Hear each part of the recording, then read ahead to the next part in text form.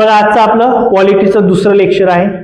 मागच्या लेक्चरमध्ये आपण भारतीय राज्यघटना हा टॉपिक सुरू केला होता, ज्याच्यामध्ये आपण काय बघितलं होतं बरं, भारतीय राज्यघटनेचा प्राथमिक अभ्यास हे आपण सुरुवात केलं होतं.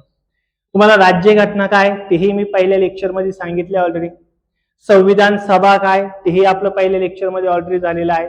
संविधान सभेची कशा प्रकारे संरचना झालेली आहे ते पण आपण बघितलेलं आहे, किंवा ती संविधान सभा कोणत्या समितीने स्थापन केली ते पण आपण बघितलं आहे. त्याच्यावर सविस्तर चर्चा आपण बघितली आहे. त्याच्या आधी आपण काय बघितलं होतं बरं, संविधान सभा असावी आणि त्यांनी भारतासाठी कायदे करावे अशा प्रकारची एक संघटना असावी, असं सर्वात पहिलं कुणी मागणी केली होती?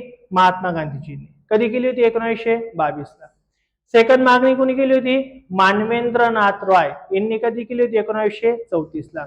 तिसरी आहे लॉर्ड लिनलिथिगो यांनी संविधान सभा तत्वतः भारतीयांची असेल असं 1940 ला सांगितलं. आणि नंतर आलं 1942 ला लॉर्ड क्रिप्स यांनी सांगितलं संविधान सभा ही पूर्णतः भारतीयांची असणार आहे. पण तोपर्यंत आपल्याला भारताला काय पाहिजे होतं? स्वातंत्र्य. मग यांच्या काही मागण्या आपण मान्य केलेल्या नाहीये.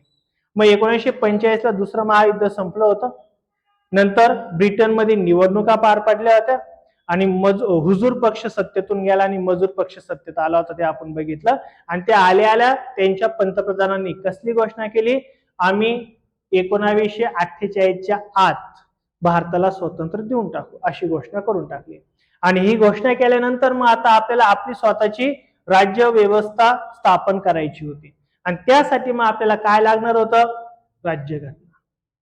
मग राज्यघटना कशी असावी याचं मार्गदर्शन करण्यासाठी इंग्लंडच्या पार्लिमेंटचे 3 कॅबिनेट मंत्री भारतामध्ये आले होते. त्यांना आपण म्हणतो कॅबिनेट मिशन, किंवा त्याला आपण काय म्हणतो? त्रिमंत्री योजना. त्या त्रिमंत्री योजनेमध्ये कोण कोण 3 जण होतं ते तुम्हाला सांगितले इथं.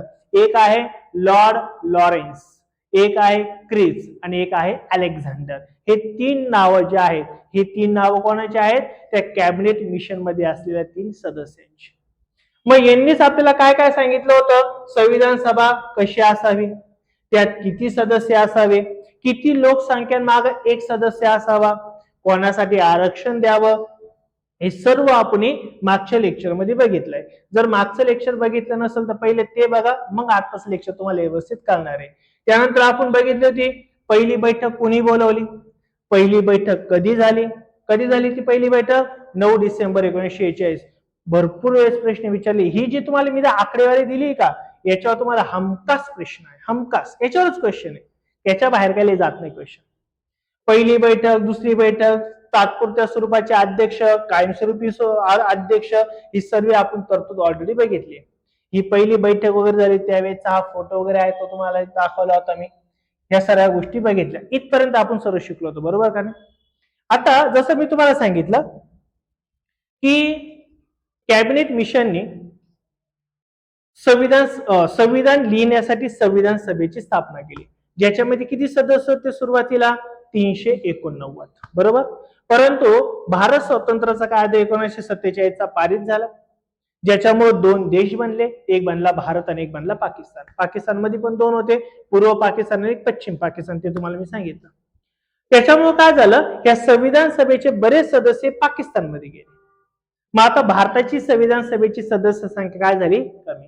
जी सदस्य संख्या 389 वरून 299 झाली. 90 सदस्य पाकिस्तानमध्ये गेले. तेवढा एरिया तो पाकिस्तानमध्ये गेला. इथपर्यंत काय आलं? म्हणजे 10-1 कोटीच्या आसपास लोकसंख्या पाकिस्तानमध्ये त्यावेळेस गेली. मग आता ही 299 लोक भारताची राज्यघटना लिहिणार होते. मग त्यासाठी संविधान आपलं कसं असावं यासाठी एक उद्देश पत्रिका मांडली होती. कोणी मांडली होती? पंडित जवाहरलाल नेहरूंनी. आपण कालच्या लेक्चर मध्ये ऑलरेडी बघितलेलं आहे, बरोबर का नाही? मग आपली भारताची राज्यघटना कशी असावी ते त्या उद्देश पत्रिकेमध्ये होतं. पण आता असं रॅन्डम कोणाला पण काही पण कामं नाही दिले. जे 299 लोक होते का, त्याचा एक गट बनवले. काय बनवले? गट. आता ज्यांना थोडं शिक्षणाबद्दल माहिती आहे का, ते 4-5 जण एकत्रित आणले. तुम्ही शिक्षणाबद्दल कायदे करा. ज्या लोकांना स्वातंत्र्याच्या हक्कांबद्दल जास्त माहिती आहे, तर तुम्ही स्वातंत्र्याच्या हक्कांबद्दल माहिती गोळा करा, त्याच्याबद्दल माहिती लिहा. काही जण लॉ अँड ऑर्डर बद्दल चांगले होते, मग त्यांना गृह समिती स्थापन करून दिली, तुम्ही त्याचं काम करा. काही जणांना राज्य धोरणांचे मार्गदर्शन तत्व कसे असावे त्यासाठी एक समिती स्थापन करून दिली. म्हणजे जे उद्देश पत्रिकेमध्ये लिहिलेलं होतं का ते सर्व आपल्याला कंप्लीट करायचं असेल तर त्यासाठी काय केल्या, वेगवेगळ्या समित्या स्थापन केल्या. मग अनेक समित्या स्थापन केल्या ज्याच्यामध्ये आपण आता बघणार आहोत. ह्या काही महत्वाच्या समित्या आहेत. जवळपास 22 समित्या स्थापन केल्या होत्या. त्यातल्या 2-3 महत्वाच्या समित्या आहेत ज्याच्यावर आपल्याला प्रश्न विचारतात.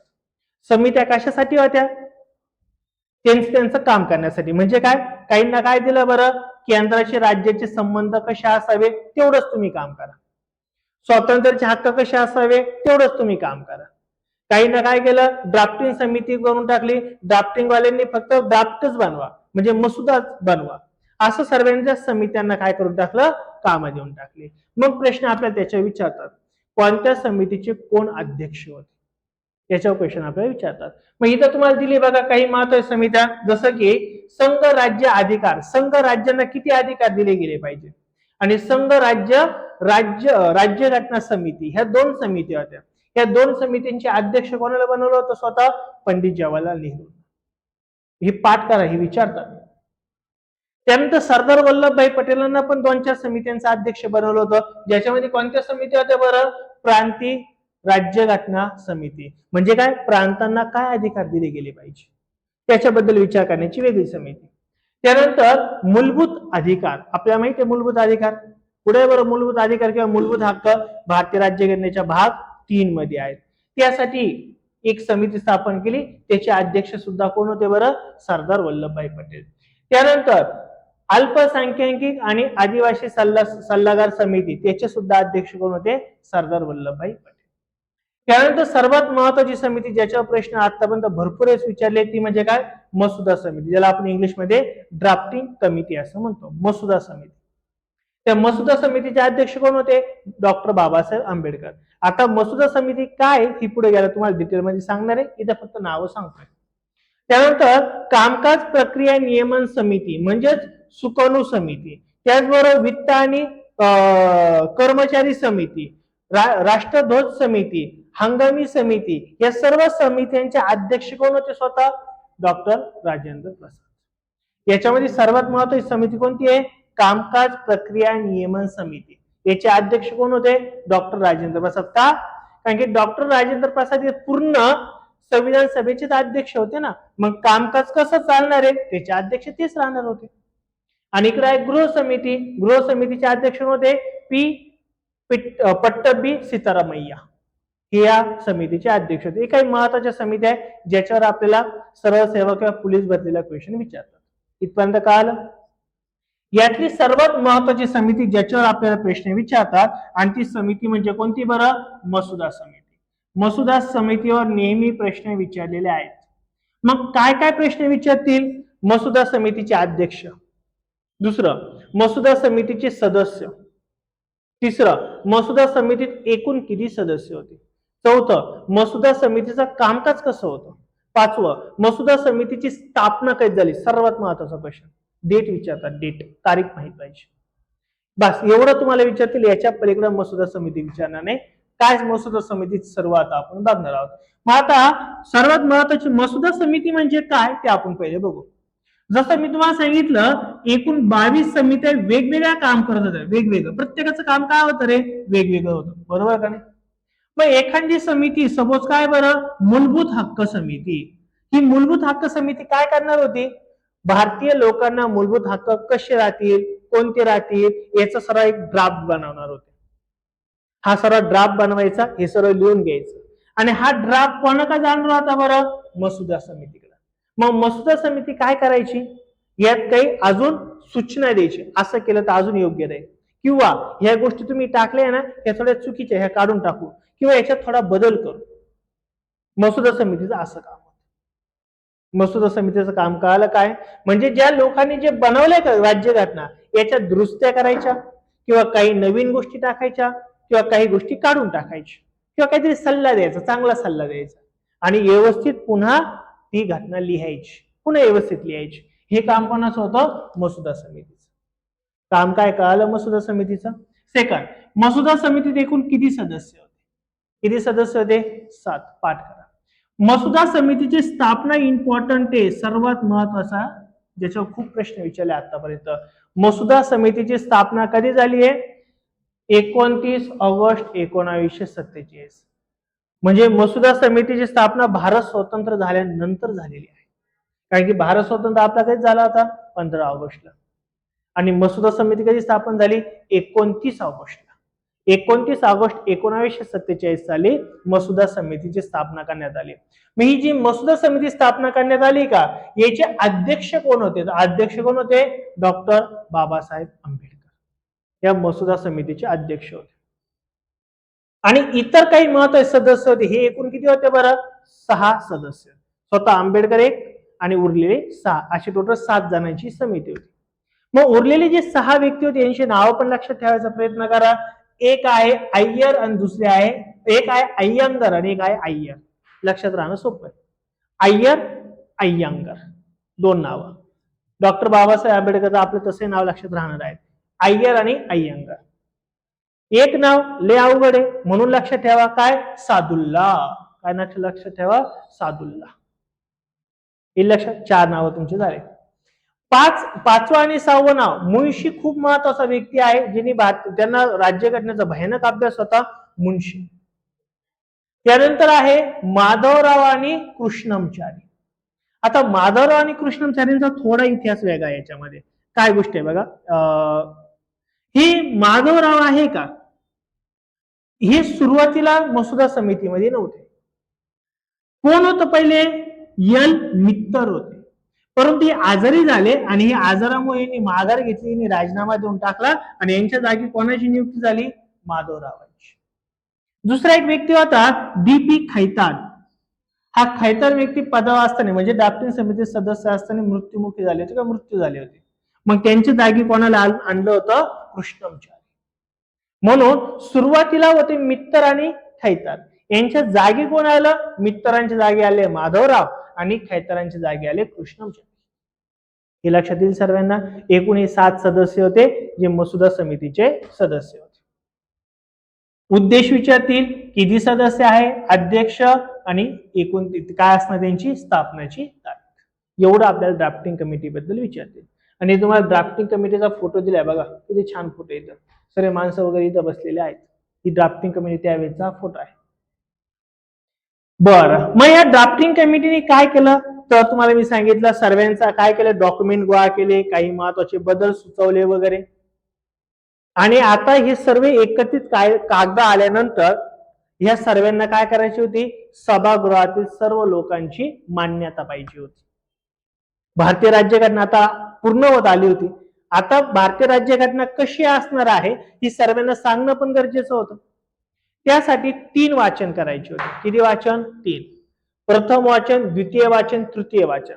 आता सुद्धा तीच परंपरा आहे. कोणत्याही प्रकारे केंद्र सरकारमध्ये किंवा संसदेमध्ये एखादं विधेयक जर पारित करायचं असेल तर 3 वाचन होतात. माहितीये का तुम्हाला? 3. प्रथम वाचन म्हणजे काय?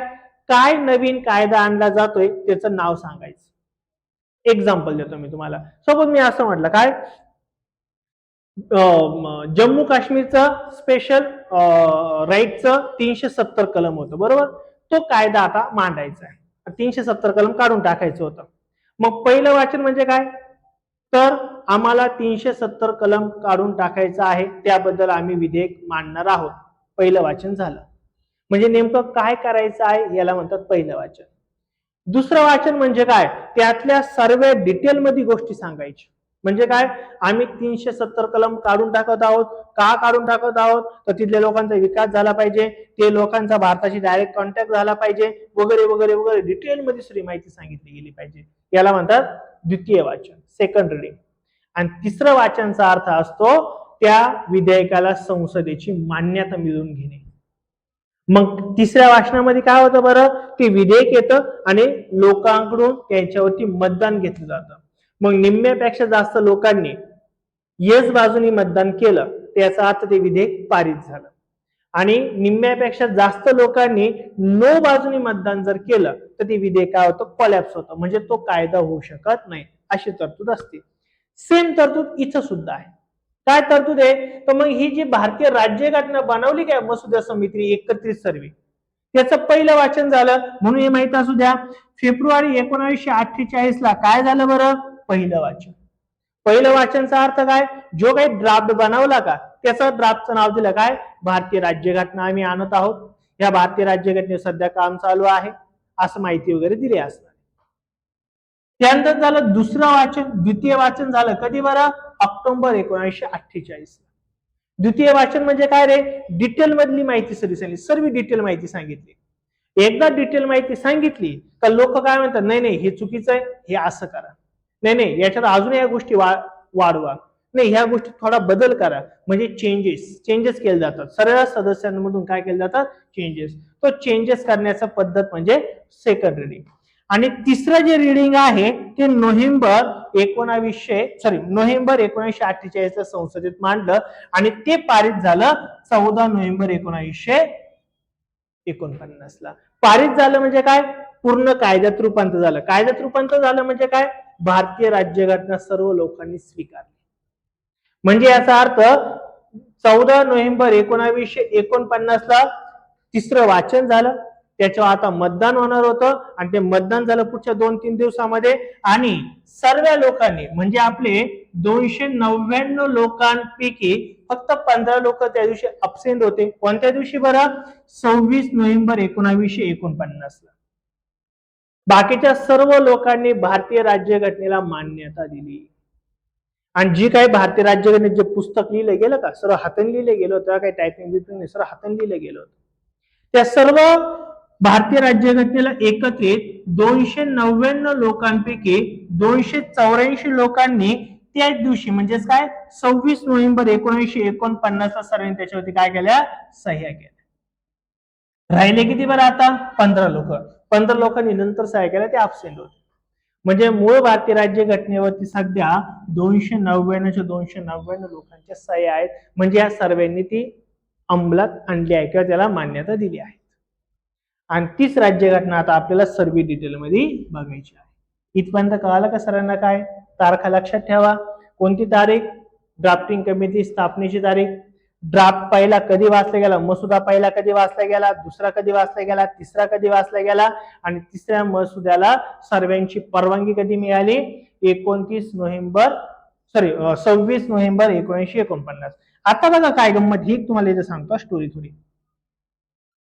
26 नोव्हेंबर 1949 ला आपली पूर्ण भारतीय राज्यघटना लिहून झाली होती.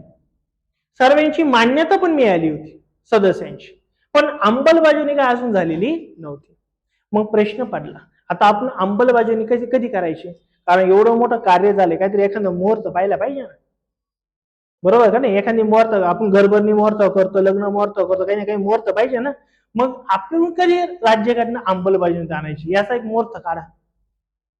मग काही जणांनी असं सांगितलं,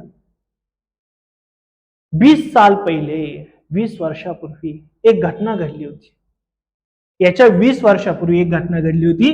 ती घटना घडली होती 26 जानेवारी 1930 ला. 20 वर्षांपूर्वी एक घटना घडली होती. ती घटना काय होती? 1885 ला काँग्रेसचे अधिवेशन सुरू झाले, तुम्हाला माहिती आहे. 1885 ला काँग्रेसची स्थापना झाली, ती दरवर्षी अधिवेशन व्हायची. 1829 ला लाहोरला अधिवेशन झालं होतं. 1829 ला कुठं झालं होतं? लाहोर. लाहोर म्हणजे तेव्हा भारत होता, तो म्हणते काय पाकिस्तान नव्हतं. तिथं काँग्रेसचं अधिवेशन झालं होतं. आणि या अधिवेशनामध्ये एक महत्वाचा निर्णय घेण्यात आला होता, आपण भारत स्वतंत्र झालाय असं सर्वांनी मानू आणि दरवर्षी आपण भारत स्वतंत्र दिन साजरा करू. सरकारच्या विरोधात एक प्रकारे काय होतं? आंदोलनच होतं. आपण स्वतंत्र मिळालं नाहीये, पण आपण असं मानू म्हणजे लोकांना थोडी प्रेरणा मिळेल, लोक भारत स्वतंत्रसाठी प्रयत्न करतील, असं पंडित जवाहरलाल नेहरूंना वाटलं होतं. मग 1929 साली पंडित जवाहरलाल नेहरू यांनी लाहोर मधून अशी घोषणा केली का इथून पुढे दर 26 जानेवारी या दिवशी आपण स्वतंत्र दिन मानू. का तर ऍक्च्युली ही घोषणा झाली होती कधी बरं? 30 डिसेंबर 1929 ला. पण ही बातमी लोकांपर्यंत पोहोचायला साधारणतः महिनाभर लागेल ना. म्हणून ती तारीख काय ठेवली होती, 26 जानेवारी 1930. मग या दिवसापासून आपण काय करायला लागलो होतो, अप्रत्यक्षपणे किंवा काँग्रेसचे काही लोक काय करायला लागले होते, भारत स्वतंत्र असं जाहीर करायला लागले, सहज एक विरोध म्हणून. आणि तो दरवर्षी करायला लागले. 26 जानेवारी 1930, 31 असं ते करायला लागले. मग हा दिवस पण आठवला नाही इथं. मग आपण एक काम करू ना म्हणे, एवढ्या दिवसापासून चालत आलेली परंपरा आहे, किती भारी दिवस या दिवशी आपण स्वप्न पाहिलं तर भारत स्वतंत्राचं, आणि तो दिवस काही नाही ना, लईतले 2च महिन्यांनी येणार आहे. मग एक काम करू, जी भारतीय राज्यघटना आपली लिहून झाली का, ती 2 महिन्यानंतर अंमलबजावणीत आणू. म्हणजे कधी रे, 26 जानेवारी 1950, 2 महिन्यानंतर. चांगला दिवस, मुहूर्त चांगला सापडला, एवढा भारी दिवस आहे, अजून काय पाहिजे. म्हणून भारतीय राज्यघटना आपली कधी अंमलबजावणीमध्ये आलेली आहे, 26 जानेवारी 1950. कालक काय सांगितलं मी नक्की, ते 30 तारीख का, त्यामुळे तुम्हाला सांगितलं. ओके, या सर्व गोष्टी तुम्हाला इथं बघायला मिळतात. पण तुम्हाला काही महत्वाच्या गोष्टी सांगतो. आता 26 जानेवारी 1950 ला भारत प्रजासत्ताक झाला, म्हणजे भारताने संविधान अंमलबजावणीसाठी सुरुवात केली. पण याच्या आधीच काही कलम ऑलरेडी अंमलबजावणीमध्ये आणली गेली होती. म्हणजे भारतीय राज्यघटना स्वीकारायच्या आधीच काही कलमांची आपण वापर करायला सुरुवात केली होती. त्याच्यात कोणते कलम आहे, तर कलम 5, कलम 6, कलम 7, 8, 9 हे जे कलम आहे का 5, हे नागरिकत्वा संदर्भात आहेत. तर भारताचे नागरिक कोण असेल कोण नसेल हे ऑलरेडी वापरायला सुरुवात केली गेली होती. कलम 7 राष्ट्रपतीच्या संदर्भात आहे, 324 आहे, 366 आहे, हे कलम ऑलरेडी वापरण्याला सुरुवात करून टाकली होती. म्हणजे तुम्हाला जर कधी कधी प्रश्न विचारला की भारतीय राज्य घटना स्वीकारायच्या आधी काही कलमांचा वापर सुरू झाला होता का, तर झाला होता. तर ही जवळपास सर्व ते कलम आहेत, याचा वापर ऑलरेडी पहिला सुरू झाला होता. भारतीय राज्यघटना अंमलबजावणी यायच्या आधी सुरू झाला होता. आणि भारतीय राज्यघटनेच्या इतर काही महत्वाच्या गोष्टी आपण बघणार आहे आता. इतर काही महत्वाच्या गोष्टी जसं की भारताची संविधान जी लिहिली जातो त्याला चिन्ह दिलं जातं, चिन्ह, सिम्बॉल. काय दिलं तर सिम्बॉल. सिम्बॉल म्हणजे काय, तुम्हाला एक एक्झाम्पल सांगतो. सपोज आपली लक्ष्य करिअर पॉईंट आहे, लक्ष्य करिअर पॉईंटचा तुम्हाला सिम्बॉल आहे, तिकडला सिम्बॉल आहे, बरोबर का नाही. मग असतो ना असं काही सिम्बॉल, हे पाहिलं का लक्ष्य करिअर आठवले पाहिजे. तसं भारतीय राज्यघटनेचा पण एक सिम्बॉल होता. काय सिम्बॉल होता, हत्ती. तिची निशाणी काय होती, हत्ती. अरे भारतीय राज्यघटना पण हत्ती सारखीच आहे, जगातली सर्वात मोठी राज्यघटना आहे, पुढे गेल्या आपण बघणार आहे, हत्ती सारखीच. त्याला चिन्ह सुद्धा काय दिलं, हत्ती दिले. मसुदा समितीचे प्रमुख, अध्यक्ष नव्हे, प्रमुख म्हणतोय, कोण होतं बरं, S.N. मुखर्जी. अध्यक्ष तर कोण होते मसुद्याची समितीचे, डॉक्टर बाबासाहेब आंबेडकर. भारतीय राज्यघटना कोणाच्या हाताने लिहिली, मागशी मी बोललो ना, ही भारतीय राज्यघटना हाताने लिहिली गेली, त्यास कॉम्प्युटर वगैरे काही नव्हतं, ते हाताने लिहिले, खूप सुंदर अक्षर आहे. ती कोणी लिहिली आहे, प्रेम बिहारी रायजादा यांनी लिहिलेली. खूप सुंदर अक्षर काढले, जबरदस्त अक्षर आहे, हाताने लिहिले राज्यघटना. त्या राज्यघटनेत जे राज्यघटनेत जे कागद आहे, असे जे पेज आहे का, ती राज्यघटना ह्या भागामध्ये लिहिलेली गेली आहे. आणि आजूबाजूने काय केलं, इथं चित्र काढले, ड्रॉइंग काढली. त्याच्यात टायगर आहे, त्याच्यामध्ये पिकॉक आहे, असे अनेक प्राणी, पक्षी, झाडं, वडाचे झाडं, खूप सुंदर ड्रॉइंग काढलेली. ही ड्रॉइंग कोणी काढली आहे, नक्षीकाम कोणी केलंय, B.R. राममोहन सिंग यांनी केले ते नक्षीकाम, ते लक्षात ठेवा. हिंदीमध्ये जी राज्यघटना लिहिली गेली आहे ती कोणी ट्रान्सलेट केली, इंग्लिश मध्ये कोणी लिहिली बरं, रायजादा यांनी लिहिली. हिंदीमध्ये कोणी लिहिली, वसंत कृष्ण वैद्य यांनी लिहिली. वसंत वैद्य यांनी हिंदीमध्ये लिहिली. इंग्लिश मध्ये कोणी लिहिली आणि त्याचं नक्षीकाम म्हणजे चित्र काढण्याचं काम कोणी केलंय, ही तिन्ही नावं लक्षात ठेवा. खूप सुंदर राज्यघटना आहे.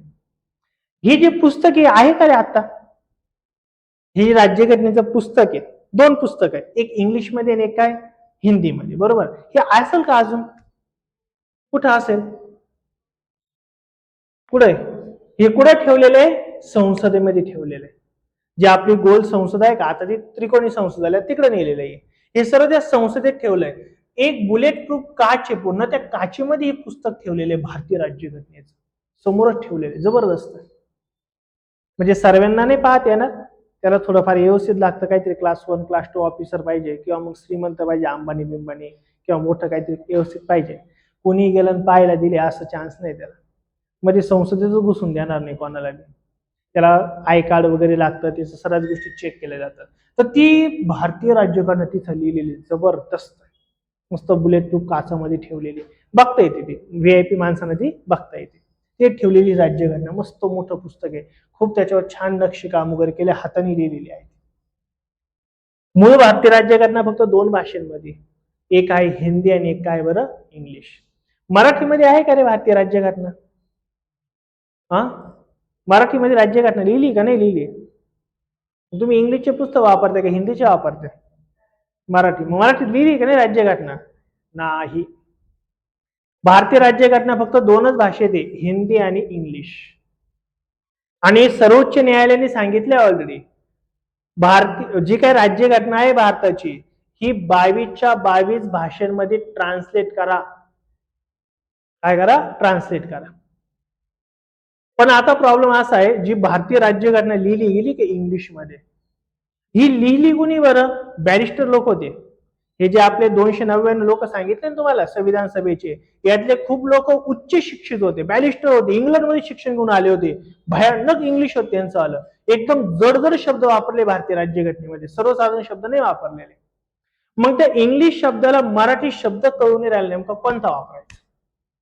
बरं, हे फक्त मराठीचा प्रॉब्लेम आहे असं नाहीये, हा 22च्या 22 भारतातल्या 22 भाषांचा प्रॉब्लेम आहे. नेमकं याला काय वर्ड आहे, त्याला काय शब्द आहे, आठवणार तो कळणार नेमकं काय. आणि जर दुसरंच काही लिहिलं तर अर्थ बदलू राहिला त्याचा वाला. म्हणून सर्वोच्च न्यायालयाने सांगितलं राज्यांना का तुम्ही तुमच्या भाषेत राज्यघटना लिहा, पण अजून एकही भारताचं राज्य असं नाहीये का जिने स्वतःच्या भाषेत राज्यघटना लिहिलेली. मग तुम्ही म्हणता सर आम्ही तर राज्यघटनेचे इथं पुस्तक मोकार पडेल, ते काय आपण केलेलं ट्रान्सलेट आहे तात्पुरत्या स्वरूपाची, ते काय सरकार मान्यता नाही, ते आपण केलेलं ट्रान्सलेट आहे. एक वाक्य इंग्लिशमध्ये वाचलं मराठीत लिहून घेतलं, इंग्लिशमध्ये वाचलं मराठीत लिहून घेतलं, असं ट्रान्सलेट आहे. पण ओरिजिनल फक्त 2च भाषेत भारतीय राज्यघटना आहे, बाकीच्या भाषांमध्ये नाही. क्लिअर झाले? हे फक्त आपल्या अभ्यासासाठी ठेवलेलं आहे. इथपर्यंत आपली काय मूळ भारतीय राज्यघटनेचा प्राथमिक अभ्यास इथपर्यंत आपल्याला बघायला. इथपर्यंत कळालं का सर्वांना? नक्की. आता आपल्याला पुढचा सेकंड जो टॉपिक आहे का, सेकंड तो टॉपिक आहे भारतीय राज्यघटनेचे प्रमुख वैशिष्ट्य, silent feature of Indian constitution. आता भारतीय राज्यघटनेचे नेमके वैशिष्ट्य काय? वैशिष्ट्यावर नेहमी क्वेश्चन आपल्याला विचारले जातात. भारतीय राज्यघटना वैशिष्ट्य ना लय भयानक वैशिष्ट्य काय काय ते सर्व आता आपण एक एक बघणार. मला सांगा इथपर्यंत कोणाला काही अडचण, काही डाऊट राहील का इथपर्यंत? काही असेल तर मला विचारा. काही जणांना नाही तर असं नको व्हायला, नेमकं सर राज्यघटना काय पुस्तक आहे, प्रकार काय, असं तर नाही ना काही? काही अडचण असेल तर मला विचारा, ते तुम्हाला क्लिअर करतो, मग आपण वाटलं तर पुढे जाऊ. काही अडचण नाहीये, एकदम 100% राज्यघटना काय कळाले सर्वांना? तशी राज्यघटना आपण लहानपणीपासून अभ्यास करत आलोय, पहिली दुसरी तिसरी चौथी पाचवी थोडी थोडी असतेच, माहिती आहे ना. 10वी 12वी किंवा जे आर्ट्सला मुलं असतील त्यांना थोडी थोडी राज्यघटना असतेच. राज्यघटना म्हणजे थोडक्यात काय माहितीये का, भारतीयांना व्यवसाय करणं किंवा भारतीयांनी कशा प्रकारचं बिहेवियर असावं, वागणूक असावी, याचा एक नियमावली म्हणजे काय, भारतीय राज्यघटना. तुम्हाला माहितीये का, आपण आपल्या भारतीय राज्यघटना माहित नाहीये, पण आपण भारतीय राज्यघटनेप्रमाणे लहानपणीपासून वागतोय, लहानपणीपासून. आता भारतीय राज्यघटनेत पुढे गेल्यावर लिहिलेलं आहे कोणताही व्यवसाय करा. कलम 19 मध्ये लिहिलंय, काय म्हटलंय? कोणताही व्यवसाय करा. मग मी तुम्हाला म्हणेन किराणा दुकान टाकता येईल का मला? तुम्ही म्हणशाल हो. मी तुम्हाला म्हटलं मला सलूनचं दुकान टाकता येईल का? तर तुम्ही म्हणशाल हो. मी जर म्हटलं मला सोन्याचं दुकान टाकता येईल का? तुम्ही म्हणशाल हो. कोणते दुकान टाकू शकतो? मी जर म्हटलं मला एक दुकान टाकायचं ते साप विकायचे, साप घेतील ना लोक, नाही घेणार का? अरे लय घेतील दुसऱ्याच्या घरात सोडायला, लय भारी लोक, लय भयानक आहे. पण मी टाकू शकतो का आपण ते दुकान? नाही. आपल्याला जन्मत माहिती आपल्याला राज्यघटनेने काय सांगितलं आणि काय नाही सांगितलं. मग राज्यघटनेत कलम 19 मध्ये हेच सांगितलं तुम्ही कोणता व्यवसाय करा, पण दुसऱ्याला त्रास होईल असं नका करू. मग सापाचं दुकान टाकलं त्रास होईल ना. किंवा मस्त बंदुकीचं दुकान टाकलं, AK-47 काय जबरदस्त बंदूक आहे, चालेल का? काहीतरी निर्बंध आहे का? काही दुकानं असे टाकता येतील पण लायसन लागेल. एक्झाम्पल काय रे? सॉरी, दारूचं दुकान. कसलं?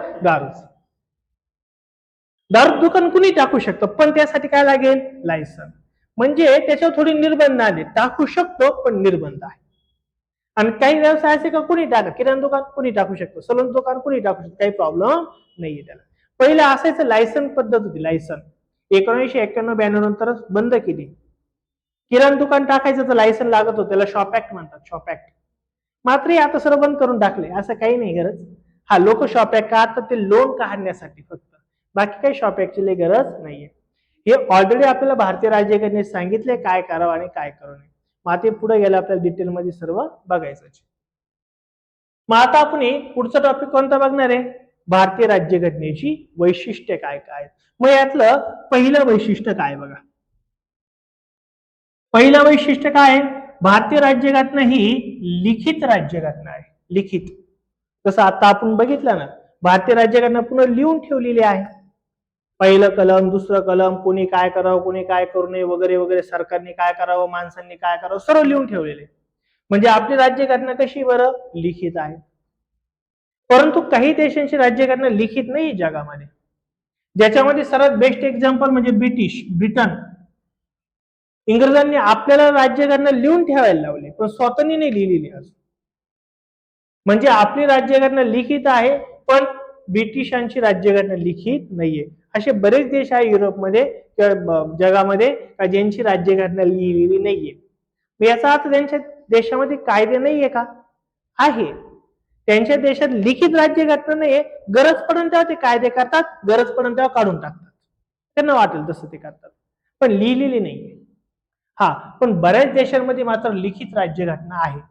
जसं की भारतामध्ये आहे, सेकंड काय अमेरिकेमध्ये आहे, चीनमध्ये सुद्धा लिखित राज्यघटना आहे, जपानमध्ये आहे, रशियामध्ये आहे, कॅनडामध्ये आहे, ऑस्ट्रेलियामध्ये आहे, साऊथ आफ्रिकेमध्ये आहे. या देशामध्ये लिखित राज्यघटना आहे, तर काही देशामध्ये लिखित राज्यघटना नाहीये. म्हणजे भारतीय राज्यघटनेचं पहिलं वैशिष्ट्य काय बरं? राज्यघटना कशी आहे? लिखित आहे. क्लिअर झाला पहिला पॉइंट. सेकंड, भारताची राज्यघटना लिखित तर आहेच आहे, पण जगातली सर्वात मोठी लिहून ठेवलेली राज्यघटना, सर्वात मोठी. जगात एवढी मोठी राज्यघटना कोणत्याही देशामध्ये नाहीये. का नाहीये? तर भारताच्या मूळ राज्यघटनेमध्ये एकूण किती कलम होते बरं? 395 कलम होते. ते 395 कलम 22 भागांमध्ये डिवाइड केले होते, 22 भाग केले होते.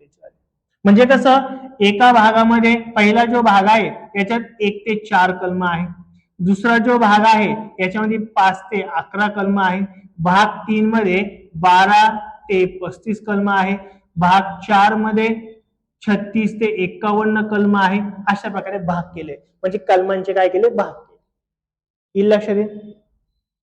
आणि परिशिष्ट सुद्धा आहे. परिशिष्ट म्हणजे काही विशिष्ट एक माहिती आहे, पुढे गेला तुम्हाला डिटेलमध्ये घेणार आहे. तर सुरुवातीला परिशिष्ट किती होते बरं? 8. पण आता बदल झालेले आहे, सध्या बरेच कलम वाढले आहेत. आता जवळपास 407च्या आसपास आकडा आहे. पण हा आकडा कसा आहे तुम्हाला कालच्या लेक्चरमध्ये मी सांगितलंय. जसं की पहिले फक्त 21 कलम होतं शिक्षणाचा, कसलं होतं? जीवितेचा अधिकारासंदर्भात होतं. आता 21A पण नवीन कलम आले. हे कशा संदर्भात आहे? शिक्षणाच्या हक्का संदर्भात आहे. मग असे काही कलम वाढले, म्हणून कलम झाले किती? 407. ती कलम वाढल्यामुळे भाग पण वाढले. भाग होते पहिले 22 आणि आता काय झाले बरं आपले? 25 भाग. साहजिक एक्स्ट्रा माहिती वाढली, म्हणून परिशिष्ट होते 8, आता झाले मात्र 12. ते पहिले किती होते, आता किती होते माहित असू. आणि आता सांगितलं तुम्हाला, जगातली सर्वात मोठी लिखित राज्यघटना आहे. का? तर अमेरिका हा जगातला पहिला लोकशाही देश. जगात, पूर्ण जगामध्ये या पृथ्वीवर पहिला कोणता लोकशाही देश असेल तो कोणता आहे? अमेरिका. आणि जगातला सर्वात मोठा लोकशाही देश म्हटला तर भारत. त्याची लोकसंख्या एवढी मोठी म्हटल्यावर तो आपोआप मोठा झाला. कळलं काय? मग ती अमेरिका ही जगातली पहिली लोकशाही देश आहे. त्यांच्या राज्यघटनेमध्ये फक्त किती कलम आहे? 7 कलम आहे. आपले किती कलम आहे? 395 कलम आहे. पुढं ताळमेळच नाही लागत. अमेरिकेच्या राज्यघटनेत किती कलम आहे? फक्त 7. आपल्या इथं किती आहे? 300. त्यांच्या राज्यघटनेमध्ये आतापर्यंत गेल्या 300 वर्षामध्ये फक्त 27 घटना दुरुस्त्या झाल्या. किती झाल्या? 27. आपल्या भारतामध्ये 75 वर्षामध्ये जवळपास 132 वेळेस घटना दुरुस्त्या झाल्या. घटना दुरुस्ती म्हणजे काय रे? घटनेमध्ये बदल. त्यांचे 300 वर्षात फक्त 27 घटना दुरुस्त्या झाल्या. आपल्या इथं 75 वर्षात 132 घटना दुरुस्त्या झालेल्या. दरवर्षी दोनच्या घडू राहिल्या घटना दुरुस्ती. घटना दुरुस्ती म्हणजे काय? जे मूळ भारतीय राज्यघटनेत सांगितले का त्याच्यात थोडा बदल करणे, त्याला म्हणतो आपण घटना दुरुस्ती. मग आतापर्यंत आपण भरपूर घटना दुरुस्ती केलेल्या आहेत. जसं आता महिलांना 33% संसदेमध्ये आपण आरक्षण देतोय, ती पण एक प्रकारे घटना दुरुस्ती आहे. जीएसटी विधेयक आणलं, ती पण एक प्रकारे घटना दुरुस्ती आहे. भरपूर घटना दुरुस्त्या महत्वाच्या आपण सर्व पुढे गेलो घेणारच आहोत. चीन एवढा मोठा देश आहे. चीनची जगातली सर्वात जास्त लोकसंख्या होती. आता 6 महिन्यापूर्वी आपण त्यांना ओव्हरटेक केलंय. ते आपल्या पुढे होते, नाही तर जगातली सर्वात जास्त लोकसंख्या पहिली चीनचीच होती. आता आपण त्यांना ओव्हरटेक केलंय. आणि एवढी मोठी लोकसंख्या असताना सुद्धा त्यांच्या देशात एकूण किती कलम आहे? 143 कलम आहे. इथं ऑस्ट्रेलिया दिलंय तुम्हाला फक्त 128 कलम आहे. म्हणजे याचा अर्थ भारताची राज्यघटना जगातली सर्वात मोठी लिखित राज्यघटना. तर हे आकडेवारी थोडी माहित पाहिजे आपल्याला. कळालं मी काय बोललो? ओके. हे झालं तुमचं आलं दुसरं वैशिष्ट्य. पुढचं तिसरं वैशिष्ट्य.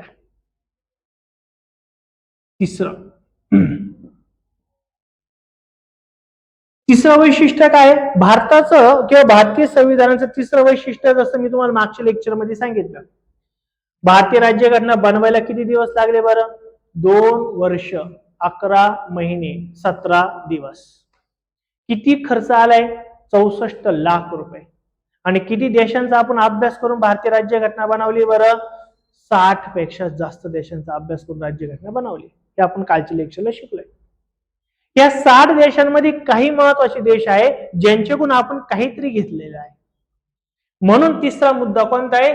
विविध देशांकडून आपण काय घेतलं आहे त्याच्यावर नेहमी प्रश्न आपल्याला विचारतात. खूप इम्पॉर्टंट आहे टॉपिक. मग आता ज्याच्यामध्ये आपण भारतीय राज्यघटना बनवताना कोणत्या कोणत्या गोष्टींचा आपण विचार केला आहे, तर ज्यामध्ये सर्वात पहिला आहे भारतीय प्रशासन कायदा 1935. तुम्हाला कालच्या लेक्चरमध्ये पण मी बोललोय. इंग्रजांनी भारतामध्ये कायदे काय लिहिले? ज्याची सुरुवात रेग्युलेटिंग ऍक्ट पासून झाली 1772 पासून. 1772 पासून तर कायदे बरेच केलेत. काल सर मी तुम्हाला सांगितले. ज्यातले महत्वाचे कायदे 1909, 1919 आणि 1935. 1935 चा कायदा खूप बेस्ट कायदा, एकदम भारी बनवला होता इंग्रजांनी. फक्त प्रॉब्लेम हा होता, याच्यात इंग्रजांची काही थोडी स्वार्थी वृत्ती होती. व्हायसरॉयचे बरेच निर्बंध होते. म्हणून हा कायदा आपण लय ऍक्सेप्ट नाही केला किंवा आपण लय त्याला भारी नाही म्हटलं. पण जबरदस्त बनवलेला कायदा आहे. सर्वात महत्वाचं वाक्य सांगतो म्हणजे तुम्हाला कळल 1935 चा कायदा किती छान बनवला होता इंग्रजांनी. जे आत्ताची आपली राज्यघटना आहे का, ज्याच्यामध्ये 395 कलम आहे, याच्यापैकी ह्या 395 कलमापैकी 70% भारतीय राज्यघटना आपण 1935 च्या कायद्यातून उचलली. म्हणजे विचार करा किती जबरदस्त बनवले असणार त्यांनी. जबरदस्त होती. फक्त प्रॉब्लेम काय होता? त्यात इंग्रजांचा हस्तक्षेप होता. तो जर इंग्रजांचा हस्तक्षेप नसता तर त्यावेळेची ती सर्वात बेस्ट राज्यघटना होती किंवा बेस्ट कायदा होता. फक्त इंग्रजांचा हस्तक्षेप असल्यामुळे त्याला प्रॉब्लेम झाले. म्हणजे हे पण वाक्य लक्षात ठेवा, 1935 च्या कायद्यापासून जवळपास आताची जी राज्यघटना आहे का, ही किती टक्के घेतली आपण? जवळपास 70%. 100 मुद्द्यांपैकी 70 मुद्दे आपण 1935 च्या कायद्यातूनच घेतलेले. एवढी भारी ते कायदे बनवले होते. मग नेमकं 1935 च्या कायद्याने आपण काय काय घेतलेलं आहे, त्याच्यातून आपण काय घेतलं आहे याच्यावर क्वेश्चन विचारतात. मग ज्याच्यामध्ये सर्वात पहिला आहे राज्यपालाचे पद. काय घेतलं आपण? हे राज्यपालाचे पद. आता राज्यपाल सर्वांना माहितच आहे. राज्यपाल हा काय असतो रे? एका राज्याचा, कोणत्या राज्याचा प्रशासकीय प्रमुख असतो किंवा पूर्ण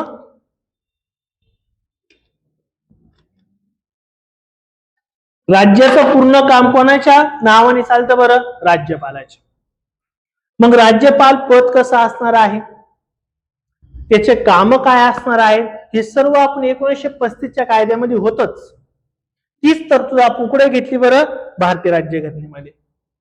मग राज्यपालाचं पद काय घेतलं आपण 1935च्या कायद्याने? मग प्रश्न विचारतात, राज्यपाल हे पद खालीलपैकी कोणत्या स्रोतातून घेतलेले आहे? मग ऑप्शन देतील. 1935चा कायदा, ब्रिटन राज्यघटना, अमेरिकेची राज्यघटना, ऑस्ट्रेलियाची राज्यघटना, साऊथ आफ्रिकेची राज्यघटना, त्यानंतर रशियाची राज्यघटना, असे तुम्हाला ऑप्शन देतील. मग तुम्हाला कळालं पण राज्यपाल हे पद आपण कुठून घेतलेलं आहे? 1935च्या कायद्याने.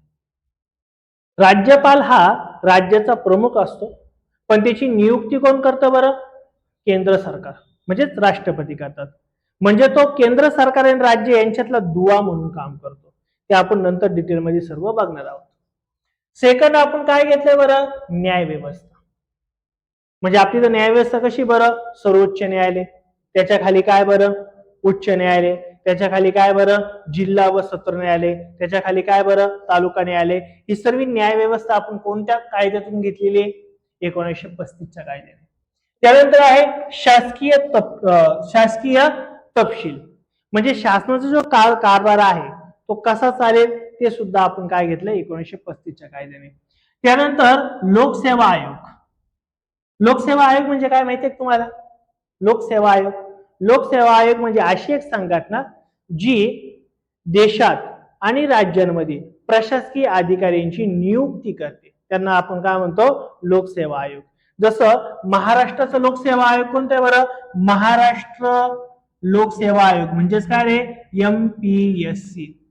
केंद्राचा लोकसेवा आयोग काय रे? केंद्रीय लोकसेवा आयोग, ज्याला इंग्लिशमध्ये आपण म्हणतो union public service commission, UPSC. Gujarat मध्ये काय बरं? GPSC. गुजरातमध्ये काय? GPSC, Gujarat public service commission. Madhya Pradesh मध्ये काय? MPPSC, Madhya Pradesh public service commission. UP मध्ये काय असणार आहे? UPPSC, Uttar Pradesh public service commission. हे सर्व पद्धती आपण कुठून घेतलेल्या आहेत? तर 1935च्या कायद्याने. इथपर्यंत कळालं? ओके. नेक्स्ट काय घेतलंय बरं आपण?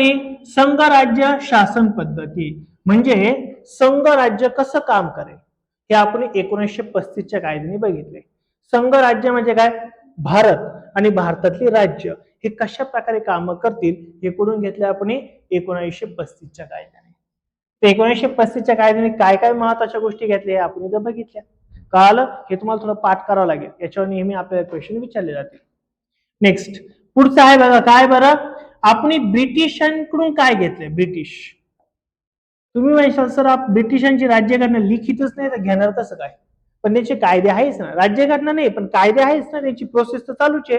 मग त्यांच्याकडून आपण काय काय घेतलं आपल्या राज्यघटनेमध्ये? तर काय काय घेतलंय?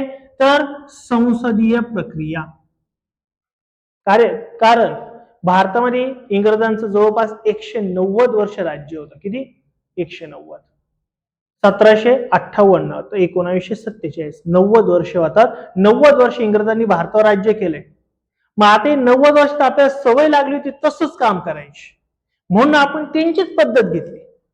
काय पद्धत त्यांची? पूर्ण देशासाठी एक संसद असेल, त्या संसदेमध्ये 2 सभागृह असतील, एक लोकसभा असेल, एक राज्यसभा असेल. त्यांचा प्रमुख राष्ट्रपती असेल, म्हणजे त्यावेळेस व्हाईसरॉय होता, आता राष्ट्रपती असेल.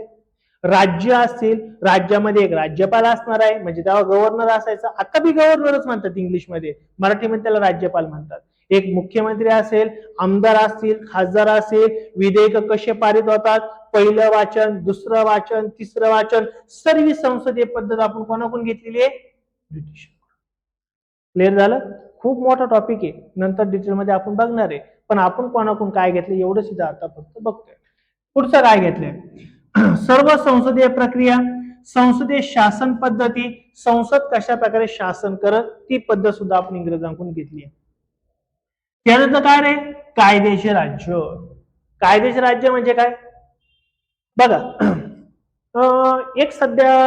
एक गोष्ट तुम्ही गेल्या 1-2 महिन्यापासून बघितली, पेपर फुटीला चालू आहे सध्या, पेपर फुटी, बरोबर ना?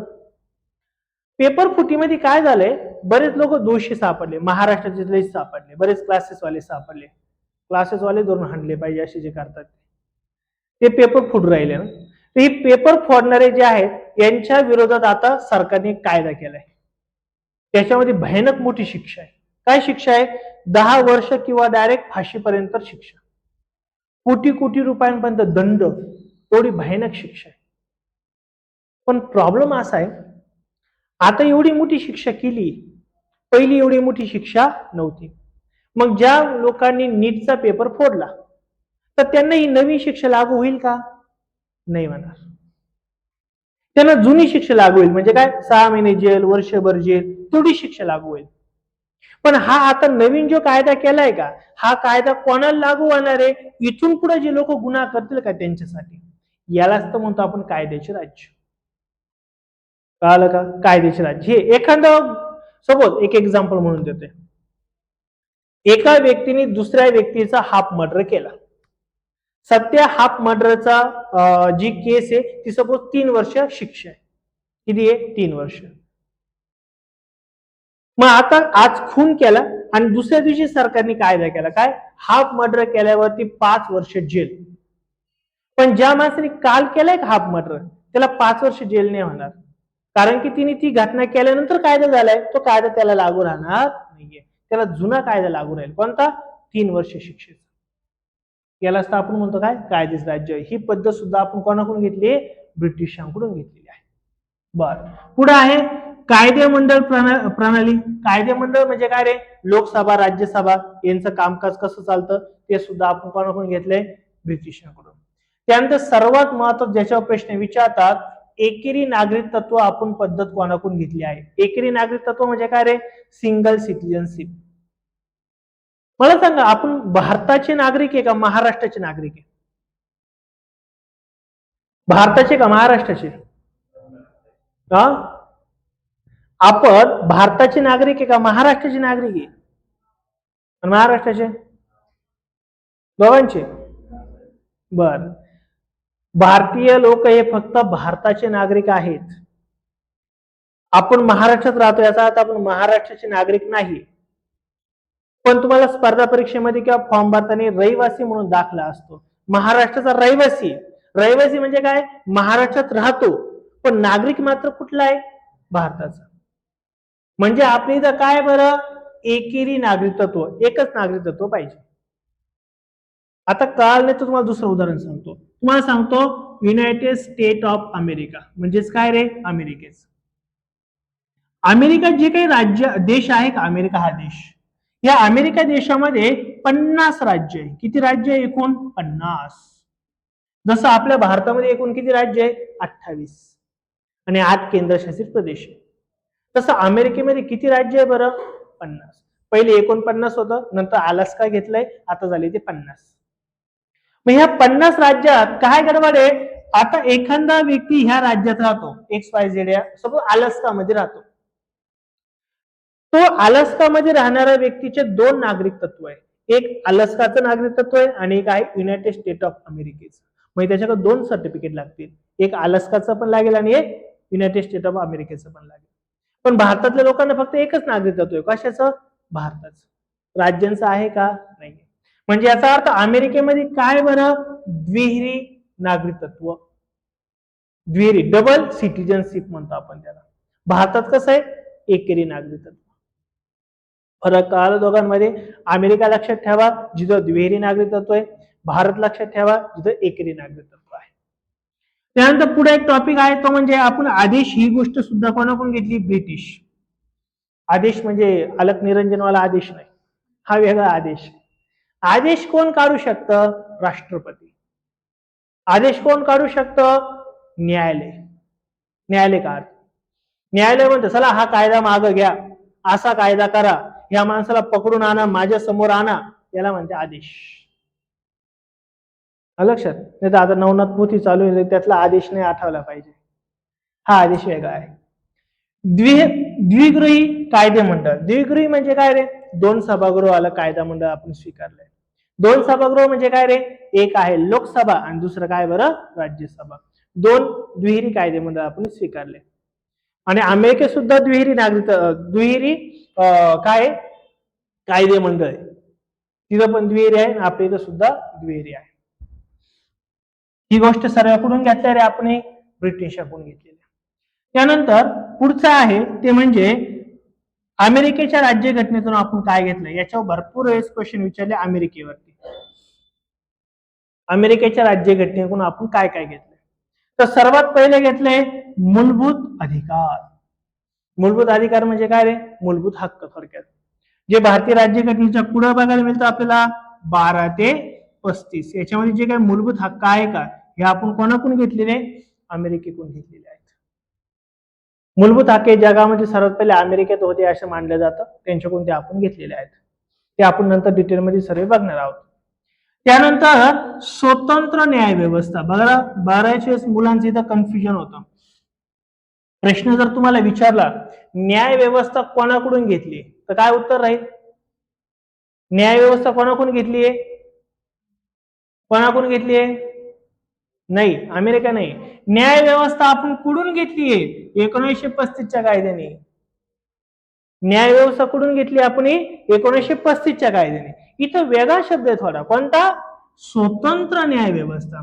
स्वतंत्र न्याय व्यवस्था म्हणजे काय रे, न्यायपालिकेमध्ये कोणाचाही हस्तक्षेप राहणार नाही, या म्हणायचं स्वतंत्र न्यायपालिका. म्हणजे न्यायालयाने एखादा निर्णय जर घेतला तर संसद तो काही रद्द नाही करू शकत. न्यायालयाचे स्वतंत्र अधिकार दिले, न्यायपालिकेचे स्वतंत्र अधिकार आणि राज्य कारभार करणाऱ्यांचे स्वतंत्र अधिकार आहेत, वेगवेगळे अधिकार आहेत. मग हे वेगळे कसे राहील, हे कोणाकडून घेतलं आपण, अमेरिकेकडून. चालेल, फक्त प्रश्न विचारला न्याय व्यवस्था कोणाकडून घेतली, तर 35चा कायदा. स्वतंत्र न्याय व्यवस्था कोणाकडून घेतली, ते कोणाकडून, अमेरिकेकडून घेतली. त्यानंतर आहे न्यायिक पुनर्लोकन. न्यायिक पुनर्लोकन. न्यायिक पुनर्लोकन हे भारतीय राज्यघटनेच्या आपण पुढे गेल्या बघणारे कलम 13 मध्ये आहे पुनर्लोकन. न्यायिक पुनर्लोकनचा थोडक्यात अर्थ सांगतो, पुढे गेल्या कलमात येणारच आहे, खूप इम्पॉर्टंट आहे, हा लय महत्वाचा गाव आहे भारतीय राज्यघटनेतला, कलम 13. न्यायिक पुनर्लोकनचा अर्थ आहे, सरकारने जर एखादा कायदा केला, तो कायदा बरोबर आहे का तो कायदा चुकीचा आहे, हे ज्यावेळेस न्यायालय सांगेल त्याला म्हणायचं न्यायालयीन पुनर्लोकन. फॉर एक्झाम्पल, केंद्र सरकारने कायदा केला होता घटना दुरुस्ती 99, एक 99वी घटना दुरुस्ती आहे. ती घटना दुरुस्ती काय केली होती माहितीये का, न्यायालयात असणारे जे न्यायाधीश आहेत का, यांची नियुक्ती सरकारच्या माध्यमाने होईल, म्हणजे सरकार करेल. कोण करेल, सरकार. मग आता सरकारने जर न्यायाधीशांची नियुक्ती केली तर ते न्यायाधीश कोणाची बाजू घेतील भविष्यामध्ये, सरकारची. ते सरकारच्या विरोधात जातील का, नाही जाणार. आणि इथं तर आपण स्पष्ट म्हटलेले न्याय व्यवस्था स्वतंत्र पाहिजे, सरकारचा हस्तक्षेप नसावा. म्हणून ते 99 जे कलम आहे का ते रद्द करून टाकलं, कोणी, न्यायपालिकेने, सर्वोच्च न्यायालयाने. म्हणजे सरकारने केलेला कायदा जर चुकीचा आहे तर तो कोण रद्द करू शकतं, न्यायालय. यालाच आपण म्हणतो न्यायालयीन पुनर्लोकन. जसं की बीजेपी सरकारने 370 कलम हटवलं, बरोबर का नाही, कोणतं कलम हटवलं, 370. कशा संदर्भात आहे बरं, जम्मू काश्मीरला विशिष्ट दर्जा, बरोबर. मग काही लोक काय झाले, सर्वोच्च न्यायालयात गेले, ते म्हणे नाही चुकीचं आहे, भारतीय राज्यघटनेच्या विरोधात काम केलेलं आहे मोदींनी, तर हे जे काही मोदींनी केलंय 370 कलम हटवलंय हे रद्द करा, 370 कलम परत आणा. मग हे न्यायालयात गेले. न्यायालयात गेले काय गेले, कारण की आपल्या भारतामध्ये काय आहे, न्यायिक पुनर्लोकन आहे म्हणून गेले. पण न्यायालय म्हटलं नाही, भारतीय राज्यघटनेने सांगितलेलं आहे घटना दुरुस्ती करण्याचा अधिकार संसदेला आहे आणि त्यांच्याकडे जर मेजॉरिटी असेल, बहुमत असेल तर ते कायदा करू शकतात, म्हणजे चुकीचं नाहीये. म्हणून 370 कलम केलेला कायदा जो आहे तो ग्राह्य धरला, चुकीचा नाही ठरला. याला म्हणतात न्यायिक पुनर्लोकन. पॉइंट कळाला काय, नेक्स्ट. पुढे आहे राष्ट्रपती विरोधात महाभियोग. आता एक गोष्ट लक्षात ठेवा, कॉमन सांगतो, कोणत्याही मोठ्या पदांना पदावून काढायचं असेल तर ही पद्धत कोणाकडून घेतली आहे, अमेरिकेकडून. लक्षात ठेवा, जसं की सर्वात मोठं पद काय, राष्ट्रपती, सर्वोच्च न्यायालयाचा सरन्यायाधीश, उच्च न्यायालयाचे न्यायाधीश यांना पदावरून काढण्याची पद्धत आपण कोणाकडून घेतली आहे? अमेरिकेकडून घेतली. आता तुम्हाला माहित असेल किंवा आपण पुढे गेल्या बघणार आहे, भारतीय राज्यघटनेमध्ये कलम 61 सांगितले. कलम 61 मध्ये काय बरं? महाभियोग पद्धत. महाभियोग म्हणजे काय? राष्ट्रपतीला पदावरून काढण्याच्या प्रक्रियेला आपण काय म्हणतो? महाभियोग असं म्हणतो. ती महाभियोग पद्धत आपण कोणाकडून घेतली आहे? अमेरिकेकडून किंवा कोणाकडून घेतली? युएसए कडून घेतलेली आहे. आलं का लक्षात? त्याला काढून टाकण्याची पद्धत. आता ही पद्धत काय ते आपण पुढे गेलं बघणार आहे. त्यानंतर बघा इथं पण दिले काय? सर्वोच्च न्यायालयाचे आणि उच्च न्यायालयाच्या न्यायाधीशांना पदावरून काढण्याची पद्धत सुद्धा घेतली. म्हणजे पदावरून काढण्याची पद्धत आपण कोणाकडून घेतलेली आहे? अमेरिकेकडून. कशी आहे ते आपण नंतर डिटेलमध्ये बघणार आहोत. त्यानंतर बघा इथं उपराष्ट्रपती पद सुद्धा काढून टाकण्याची पद्धत कोणाकडून घेतली आहे आपण? अमेरिकेकडून. जे महत्वाचे पद आहे का यांना कसं काढून टाकलं जाईल हे सर्व आपण कोणाकडून घेतलेलं आहे? अमेरिकेकडून घेतलेलं आहे. क्लिअर होईल का पॉइंट? ओके. पुढचा महत्वाचा देश आहे तो म्हणजे ऑस्ट्रेलिया. ऑस्ट्रेलियाकडून आपण काय काय घेतलेलं आहे? ऑस्ट्रेलिया बऱ्याच क्वेश्चन विचारले. ऑस्ट्रेलियाच्या राज्यघटनेतून आपण काय घेतलंय? तर सर्वात महत्वाचा पॉइंट म्हणजे काय रे? समवर्त सूची. समवर्त सूची हा शब्द कळाला नसेल तुम्हाला? काय कळाला? माहितीये का? नाही. काही शब्द पुढे गेला आपल्याला नेहमी लागणार म्हणून तुम्हाला डिटेलमध्ये थोडे मी अर्थ सांगतोय. आता समवर्त सूची म्हणजे काय ते तुम्हाला पहिले सांगतो. एक गोष्ट तुम्हाला माहित असेल, काही गोष्टींवरती केंद्र सरकार कायदे करतं, काही गोष्टींवरती राज्य सरकार कायदे करतं, तर काही गोष्टींवरती केंद्र सरकार प्लस राज्य सरकार एकत्रित कायदे करतं. एक तुम्हाला डेमो देतो याचा मी. केंद्र सरकार कुठे कायदे करू शकतं बरं? संरक्षणासंदर्भात काही कायदे करायचे. संरक्षण, देशाचं संरक्षण आहे ना, त्याच्याबद्दल जर काही कायदे करायचे असेल तर कोण कायदे करणार आहे? केंद्र सरकार. मला सांगा, आपण राफेल फायटर जेट घेतले, फ्रान्स कडून घेतले. कुणी घेतले? केंद्राने घेतले का राज्याने घेतले? राज्य घेईल का? राज्य कोणाला भांडण करायला जायचं? कारण संरक्षण हा विषय कोणाचा आहे रे? केंद्राचा आहे. यालाच म्हणतो आपण केंद्र सूची. मग केंद्राची एक सूची दिली, सूचीचा अर्थ काय? लिस्ट. एक लिस्ट दिलेली आहे. त्या लिस्ट मध्ये केंद्राने कोणते कोणते कायदे करावे फक्त त्याची लिस्ट दिलेली आहे. 52, 55, 60 वगैरे आहे, ते तुम्हाला पुढे गेला सांगणार. त्याच्यावर केंद्राने कायदे करायचे, त्याला काय म्हणतात? केंद्र सूची. एक आहे राज्य सूची, तिथं फक्त राज्यांनी कायदे करायचे. फॉर एक्झाम्पल लाईटी संदर्भात, इलेक्ट्रिसिटी संदर्भात. आता मला सांगा, शेतकऱ्यांची कर्जमाफी केली, केंद्र सरकारने केली का राज्य सरकारने केली? राज्य सरकारने केली. कर्जमाफी कोणी केली? कृषी विषय कोणाचा आहे? राज्याचा आहे. बरं, शेतकऱ्यांची कर्जमाफी करावी, शेतकऱ्यांची वीज माफी करावी, अशी मागणी आपण केंद्र का करायचो का राज्य का करायचो? राज्याकडे. कारण कृषी हा विषय कोणाचा आहे? राज्य सूचीतला आहे. मग शेतीबद्दल कोणताही कायदा करायचा असेल तर फक्त कोण करेल? ते राज्य सरकारच करेल, ते केंद्र नाही करू शकत त्याला, कारण की राज्य सूचीचा विषय. शिक्षण राज्य सूचीचा विषय आहे. दोन सूच्या कळाल्या तुम्हाला. आणि आता तिसरी कोणती बरं? केंद्र प्लस राज्य. यालाच आपण एकत्रितपणे म्हणतो समवर्त सूची. केंद्र आणि राज्य एकत्रित कायदे करतात, यालाच काय म्हणतो आपण? समवर्त सूची. शब्दाचा अर्थ कळाला? मग असं काय आहे का? तर भरपूर काही काय आहे. जीएसटी विधेयक घटना दुरुस्ती 101. जीएसटी विधेयक किती? 101 घटना दुरुस्ती.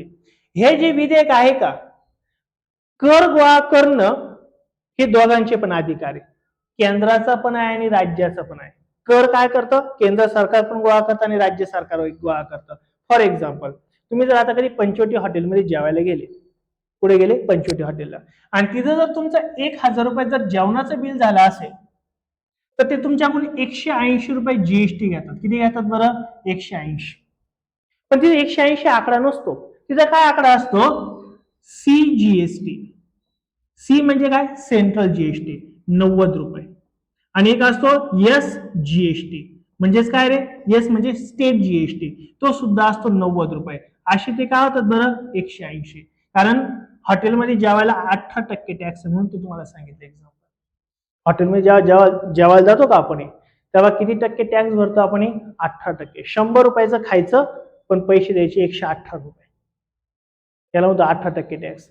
त्या 18% टॅक्स पैकी निम्मा टॅक्स 9% टॅक्स केंद्राला जातो, 9% टॅक्स राज्याला येतो. याचा अर्थ टॅक्स प्रणाली दोघांची आहे ना. टॅक्स प्रणाली काय दोघांची म्हणजेच कोणाची रे? समवर्ती. म्हणजे कर प्रणाली कोणत्या सूचीमध्ये जाती?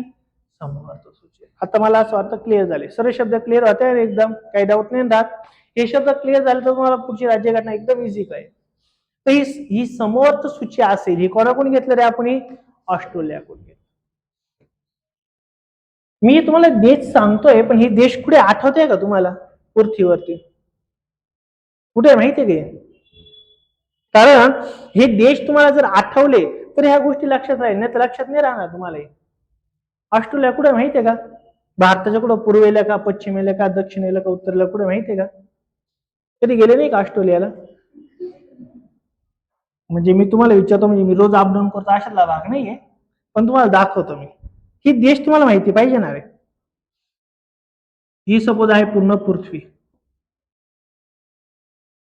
ही आहे सपोज पूर्ण पृथ्वी. थोडक्यात सांगतो तुम्हाला मी. एकूण 7 खंड आहे.